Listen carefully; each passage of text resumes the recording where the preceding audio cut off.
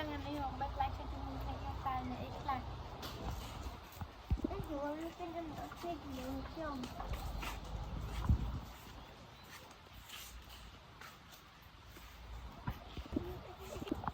Bỏ nhà mình tin tay lại cho mình một việc. Đặt lại những cái này khi mới quay mình dòng.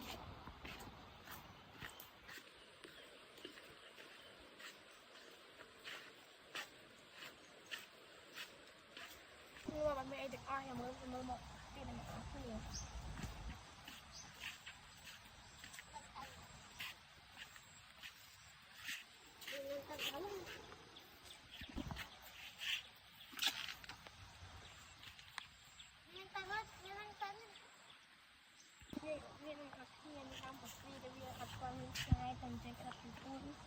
Lấy nó mới một cạo ban đầu.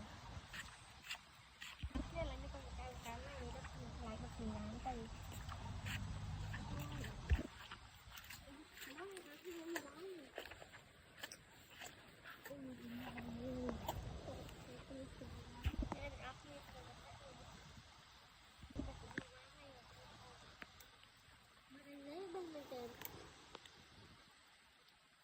Ôi mẹ là mình đã to thật là mẹ chứ.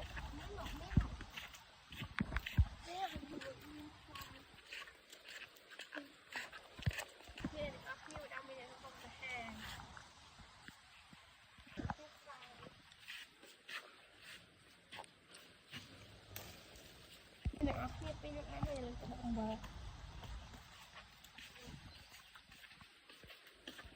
Mình đang bật mình đang đó là việc của mình này. Để áp nhiệt bên những bụng bờ. Nên là áp nhiệt em thấy hơi nhầm tâm thơm lọc môi trên áp nhiệt cùng cái can nhóm. Áp nhiệt nó thì mình sẽ cái này sẽ rồi.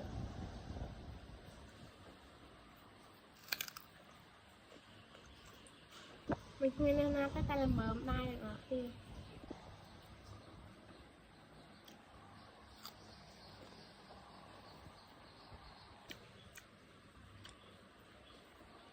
Ở đây áp nhiệt giống mơ fly đông mà chưa là giống mẹ áp nhiệt mới biết.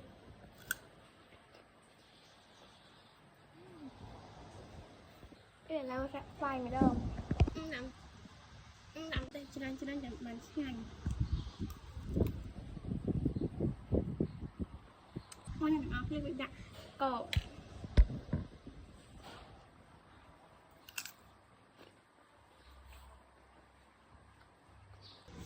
mà việc ông ở đâu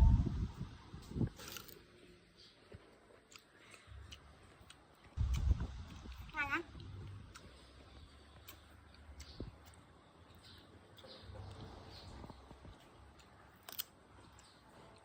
bố đi in đi đây này nghe